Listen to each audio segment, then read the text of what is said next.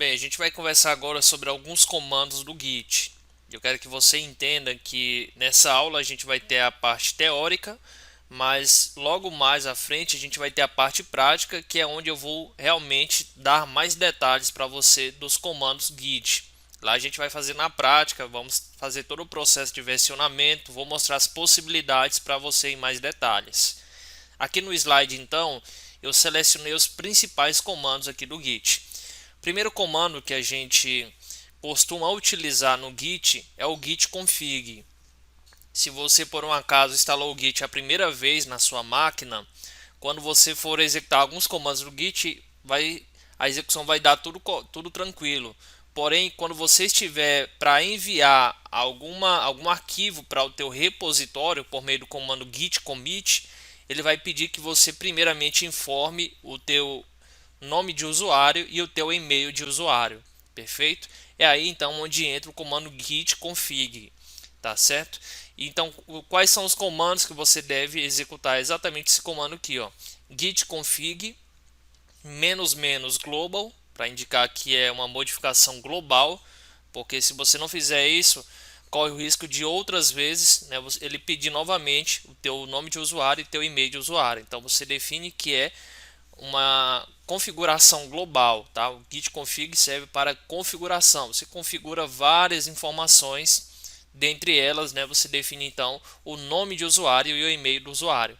Isso acontece porque quando você estiver para adicionar ali um commit, posteriormente lá você tem um comando chamado git log que você vai conseguir verificar todos os detalhes de um commit, ou seja, de quem foi que enviou, quando foi que enviou, qual a data, qual a hora, qual é o hash que é gerado daquele commit, e assim você consegue ver então, por exemplo, quais usuários mais estão realizando envio de informações para um repositório, tá certo?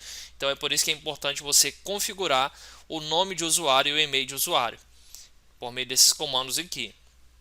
Além disso, no git config a gente consegue utilizar, na verdade, especificar a ferramenta padrão para resolver conflitos por meio do git config global merge.tool e definimos então o nome da ferramenta. A gente também consegue alterar o editor padrão do Git utilizando o git config global core.editor e o nome do editor padrão que você preferir utilizar no Git.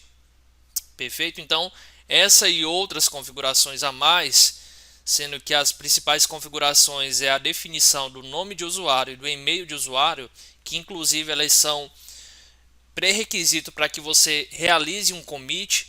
Então, se no seu caso você enviar um git commit ele não pedir isso, é sinal de que você já executou esses comandos anteriormente. Então, essa e outras configurações você pode fazer por meio do comando git config. Outros comandos aqui que eu coloco aqui nessa tabela, primeiro git status, tá certo? Mas antes de falar do git status, lembra que eu falei para você do workspace do repositório? Como nós não temos aqui na tabela, nós temos esse comando inicial, o comando git init. Imagina só, você tem teu workspace, tua pasta de trabalho, para você inicializar um repositório ali dentro do Git, nesse caso você executa o comando git init. Esse é o primeiro comando Git que você vai executar dentro de uma pasta de trabalho, dentro de um workspace, beleza? A partir do momento que você executa então o git init, você inicializou um repositório vazio dentro daquele diretório, dentro daquele workspace. A partir do momento então que você executa um git init e ele inicializou um repositório vazio naquela workspace, naquela pasta de trabalho, você pode executar agora o git status, beleza? Para que serve o git status? Ele vai apresentar a situação dos arquivos no repositório.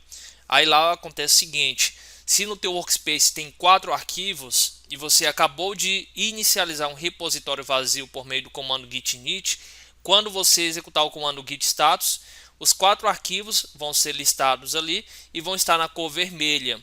Por que na cor vermelha? Porque os arquivos ainda não foram enviados ao repositório. Tá certo? Que legal isso aí, na verdade. Você vai ter a chance de ver comigo nas próximas aulas quando estivermos iniciando a parte prática aqui. Tá certo? E aí, inclusive, vai ser uma oportunidade, né, de você desenvolver ainda mais e consolidar aqui os comandos que a gente está comentando, né? Pois bem, lembra que eu falei para você lá que o Git ele tem os 3 estados, né? Eu falei para você que para um arquivo de um workspace possa ser enviado para o repositório, primeiro ele precisa passar por onde? Por uma área de estágio, né? Que é chamada de Staging Area. E qual é o comando que envia os arquivos para a Staging Area? É o comando git add. Beleza, pessoal? Então, se você tem 4 arquivos, você teria que executar o comando git add espaço o nome do arquivo, isso 4 vezes. Ou então, se você preferir, você pode executar uma única vez o git add para adicionar todos os arquivos. Esse comando seria o git add espaço ponto. Beleza? Uma vez que você fez isso, os arquivos foram adicionados para onde? Para a Staging Area. Ainda não foram adicionados para o commit, beleza? Mas foram adicionados para a Staging Area. Uma vez que ele foi adicionado na Staging Area, se você executar novamente o git status, os arquivos que antes estariam na cor vermelha estão agora na cor verde. É importante também ressaltar que o git add espaço ponto, ele versiona, ele adiciona também até pastas também dentro de um diretório, tá? Então, se você tem pastas também, você quer versionar isso tudo de uma vez só, você executando git add espaço ponto, ele vai enviar todos os arquivos e pastas para onde? Para a Stage Area. Uma vez que ele foi enviado para a Stage Area, aí sim você pode enviar diretamente para o repositório. O comando não está aqui, mas eu digo a você que é o comando git commit. Beleza, pessoal? O git commit ele vai enviar um arquivo ou pasta que estava na Stage Area para onde? Para o repositório. Então, veja só, é aquela questão da preparação, né? Então, você tem a Stage Area, você adiciona o que você vai enviar para o repositório, mas primeiro vai ser enviado para o repositório tudo que estiver na Stage Area. Então, em um git commit apenas, tá? Uma única vez, ele vai pegar tudo que estiver na Stage Area e vai enviar para o repositório, tá certo?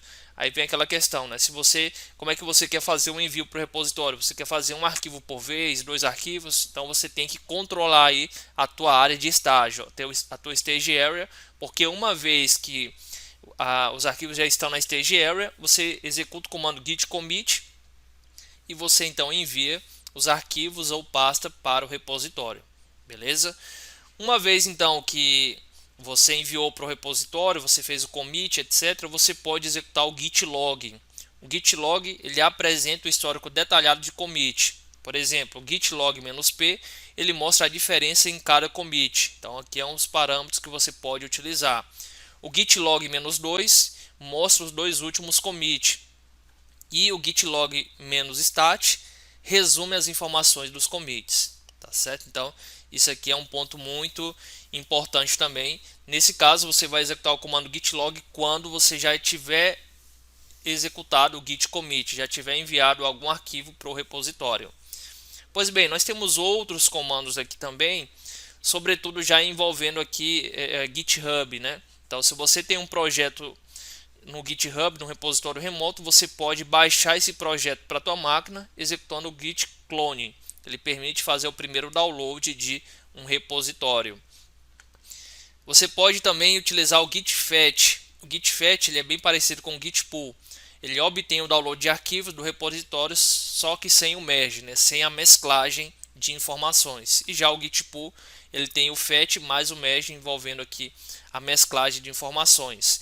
O git rm ele remove arquivos, o git checkout ele desfaz commit e muda arquivos de branches. Então, se você tem uma branch e tem outra branch, você quer mudar a branch, você pode executar o comando git checkout o nome daquela branch para modificar a branch que você está utilizando. Perfeito? Então, em geral, o que a gente tem que entender aqui, né? Os comandos aqui, git init, o primeiro comando, inicializar o repositório. Inicializar o repositório, você pode controlar aqui os arquivos utilizando o git status, e aí você vai ver que os arquivos estão em vermelho. Uma vez que você adicionar os arquivos para a Stage Area por meio do comando git add, aí você executa novamente o git status e eles estarão na cor verde, né? E aí lembra aqui do git add, para que você não precise adicionar um arquivo por vez, uma pasta por vez, você pode executar uma única vez o comando git add espaço ponto. beleza? Depois que os arquivos e pastas estão na stage area, para enviá-los ao repositório, você executa o git commit, tá certo? Uma vez que você já fez vários commits, você quer controlar, verificar um arquivo de log dos commits, você executa o comando git log e vai ter ali toda a listagem de commits que foram feitos, né? Inclusive o nome e o e-mail que estarão aparecendo será exatamente aqueles que você configurou inicialmente no comando git config, tá certo? E aí no mais, tá pessoal, é você utilizar o GitHub para te assessorar a isso, tá? Então o GitHub, você tem um projeto no GitHub, quer trazer para o seu computador, você pode fazer o download via zip ou você pode fazer o download via git, que é o comando git clone, tá bom? E aí duas operações muito utilizadas, que é quando você quer enviar algo para o servidor GitHub, você geralmente executa o git push. O git push é empurrar, tá? Você quer empurrar as informações do teu repositório local para o teu repositório remoto via GitHub. E o git pull, você quer puxar o que? As informações que estão no repositório remoto do GitHub para o teu repositório local, beleza? Eu não coloquei essas informações aqui no slide, tá pessoal? Porque eu vou trazer muito mais detalhes quando estiver trabalhando na parte prática aqui com você no curso, tá certo? Então, mais uma vez, aquela dica que eu passei a vocês lá no início, né? Se você não tiver interesse em colocar em prática, colocar a mão na massa, pelo menos assista às aulas, tá? Assista às aulas, vá pausando, vá colocando os comandos ali via no papel para anotar também. Tem alguns comandos que eu não falo aqui na aula teórica, mas que eu vou falar na parte prática, tá certo? Então é importante também ter acesso e acessar essas videoaulas também.